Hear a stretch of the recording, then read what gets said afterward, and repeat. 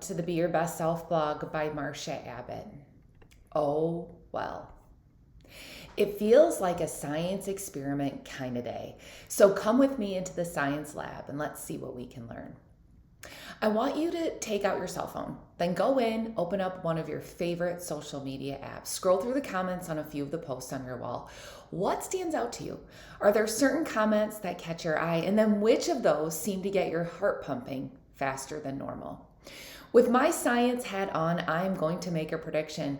I'm going to create a hypothesis about the comments that stand out to you. I predict that the ones you can't stop reading are the negative, hateful ones. If I had to guess, I bet that the nice comments often get overlooked, yet those bad ones sure do seem to jump off the page. Am I right?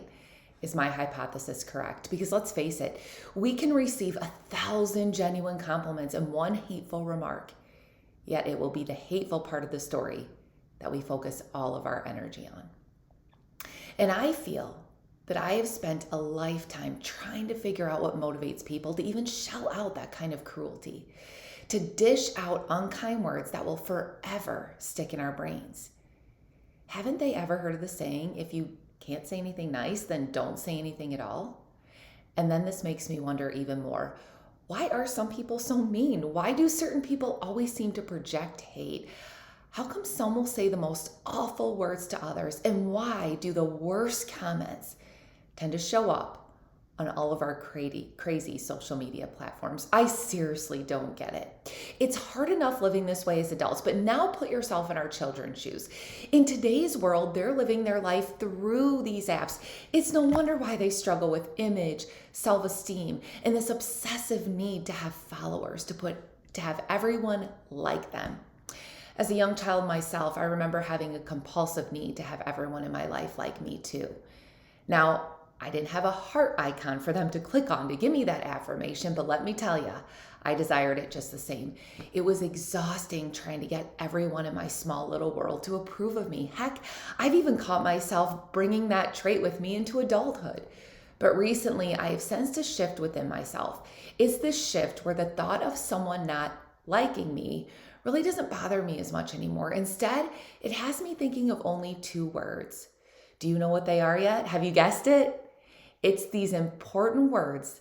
They need to always be in our head when haters are near. But most importantly, we also need to teach our youth to use these words right now as they obsessively skim their social media walls to get the affirmation they're looking for.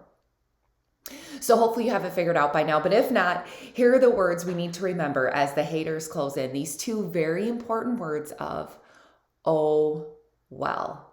And I'm going to repeat this one. It's just that significant.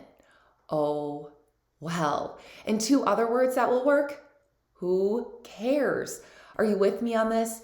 It took me a while to get here, and maybe you were here a long time ago, but I can tell you who isn't in the same place, and it's our children.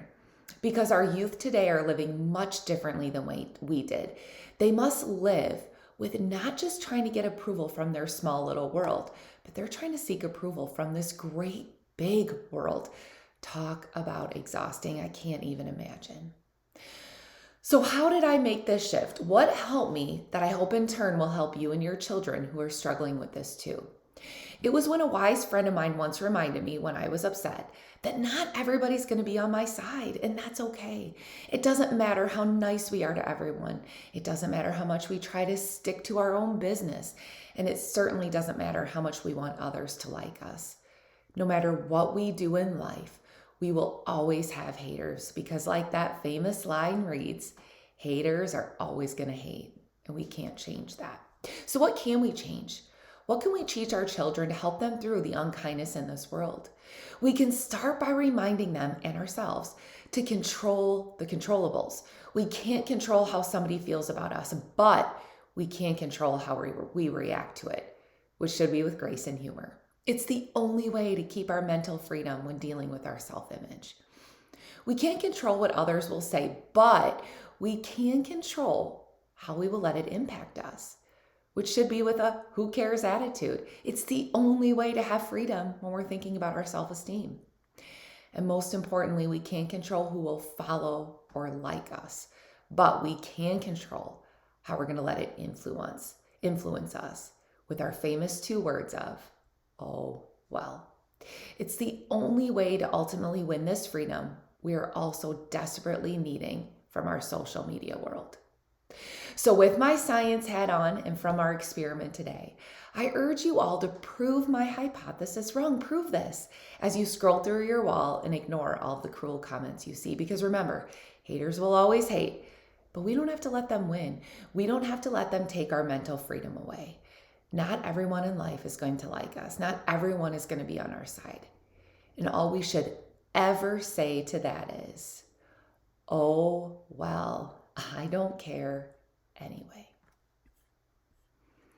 For those of you struggling with something in life, or if you have a topic of interest that you want me to talk about in this blog, email me at beyourbestselfblog@gmail.com. Let's work together to be our very best selves.